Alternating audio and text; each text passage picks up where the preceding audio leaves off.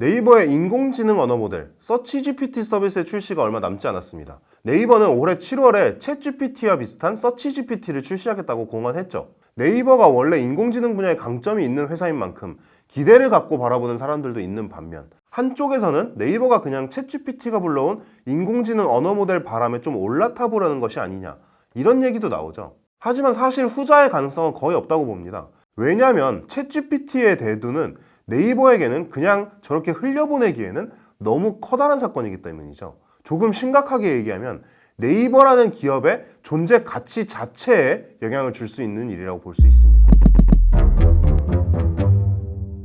무슨 챗GPT 가지고 기업의 존재 가치 얘기까지 나오냐고요? 이런 질문을 한번 던져보도록 하겠습니다. 네이버라는 기업의 본질은 뭘까요? 검색 엔진 기업일까요? 아니면 요즘 돈 많이 번다는 이커머스 기업일까요? 그도 아니라면 최근에 북미 유럽에서까지 웹툰과 웹소설의 인기가 높아지고 있다는데 네이버는 그럼 콘텐츠 기업일까요? 물론 이 모든 얘기가 다 맞는 이야기일 수도 있습니다. 하지만 네이버의 연차 보고서에는 비교적 명확하게 스스로의 정체성을 규정하고 있습니다. 네이버는 미래 기술을 누구나 손쉽게 사용할 수 있도록 기술 플랫폼으로서 변화와 혁신을 추구합니다. 가만히 저 문장을 보고 있으면 자연스럽게 이해가 됩니다. 검색 엔진이든 이커머스든 콘텐츠든 핀테크든 데이터 사업이든 혹은 아직 큰 수익을 내지는 못하고 있는 클라우드 사업이든 네이버의 모든 사업의 기반에는 바로 기술이 자리 잡고 있으니까요. 만약 네이버의 본질이 검색 엔진 기업이라면, 커머스 기업이라면 사실 챗 GPT의 대두는 네이버에게 큰 위기라고 볼 수 없습니다. 오히려 기회일지도 몰라요. 기본적으로 챗 GPT는 오픈소스죠. 챗 GPT를 통해 서비스 품질을 올리고 싶으면 그냥 가져다 쓰면 돼요. 만약 오픈소스가 아니라고 하더라도 그럼 사서 쓰면 될 일이죠. 하지만 네이버가 자신들의 말처럼 기술 플랫폼 기업이라면 얘기는 달라집니다. 인공지능 기술은 어떻게 보면 미래 기술 산업의 대부분을 좌우하게 될 그야말로 기반 기술이라고 봐도 과언이 아닙니다. 자율주행도 빅데이터도 메타버스도 수많은 미래 기술들이 전부 직간접적으로 인공지능과 관련돼 있죠. 그런데 이런 인공지능 기술을 자체적으로 개발하지 않고 다른 곳의 오픈소스 기술을 활용하거나 다른 기업이 개발한 인공지능 플랫폼을 사서 쓰는 기업이다. 과연 그 기업이 기술 플랫폼 기업이라고 말할 수 있을까요? 자동차의 본질은 뭘까요? 바로 바퀴를 굴러가게 하는 겁니다. 그 역할을 하는 건 바로 내연기관에서는 엔진, 전기차에서는 모터죠. 아무리 전기차의 핵심이 배터리라고 하더라도 우리는 LG 엔솔이나 삼성 SDI, SK온을 전기차 회사라고 부르지 않고 배터리 회사라고 부릅니다. 우리가 전기차 회사라고 부르는 곳은 자동차의 본질인 모터를 만드는 현대차, 테슬라, 벤츠 같은 곳입니다. 이렇게 보면 네이버가 서치GPT에 사활을 거는 이유가 비교적 명확하게 보입니다. 네이버는 서치GPT를 통해서 네이버의 인공지능 기술 경쟁력을 시장에 증명해야 합니다. 그래야 시장과 소비자, 세계가 네이버를 기술 기업으로 인식하게 될 테니까요.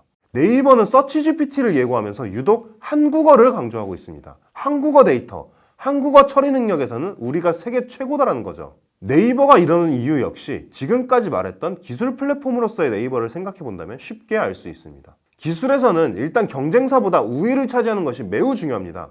물론 모든 분야에서 완벽한 우위를 차지하는 절대적인 기술 강자가 있을 수도 있겠지만 어쨌든 어떤 기술이 살아남기 위해서는 최소한 야 이건 내가 너희보다 낫다 이런 점이 하나는 있어야죠. 네이버는 그 차별화 지점을 한국어로 잡은 셈입니다. 거기다가 한국어 처리 능력 강조는 본진 지키기 효과도 기대할 수 있습니다. 좀 거칠게 표현한다면 절대로 한국 시장만은 사수하겠다 이런 거죠. 그리고 이는 상당히 성공 가능성이 높은 전략이기도 합니다. 아무래도 우리나라는 토종 IT 서비스를 상당히 사랑하는 나라니까요. 네이버와 다음이 구글을 이긴 것도 그렇고 한글이 MS 워드를 이긴 것도 그렇죠. 네이버는 실제로 이 부분을 매우 강조하고 있어요. 최근에 네이버가 인공지능 조직을 확대 개편했거든요. 참고로 네이버의 인공지능 조직은 네이버 클라우드 산하에 있는데요. 기존에 있던 조직인 하이퍼스케일 AI를 확대하고 새로운 조직인 AI 이노베이션도 신설했어요. 이 새로운 조직인 AI 이노베이션의 센터장을 맡게 된 하정우 전 네이버 AI랩 소장이 한 말을 들어보자고요.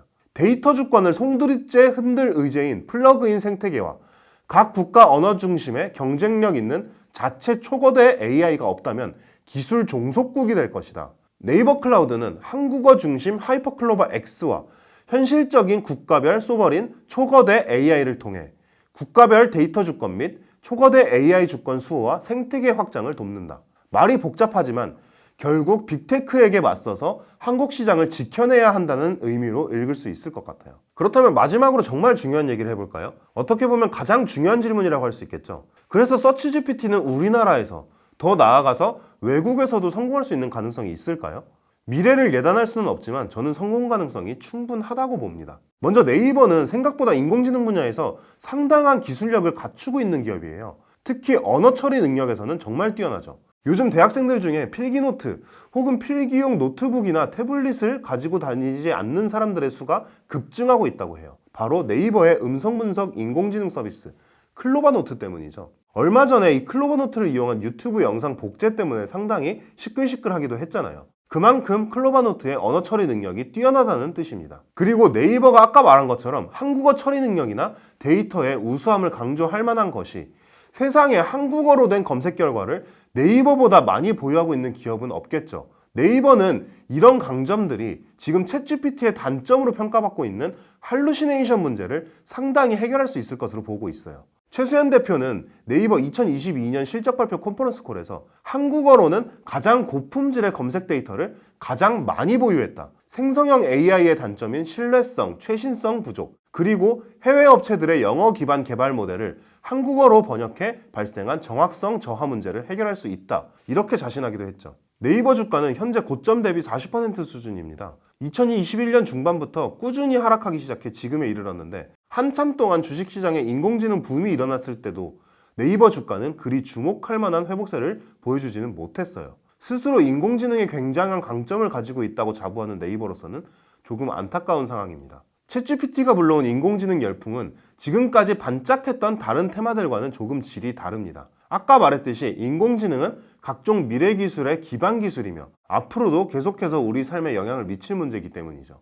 네이버 주주들이 간절히 바라고 있는 일, 네이버 주가의 고점 회복을 기술 플랫폼 네이버가 인공지능 기술을 토대로 반드시 이뤄내 주기를 저도 함께 바라봅니다.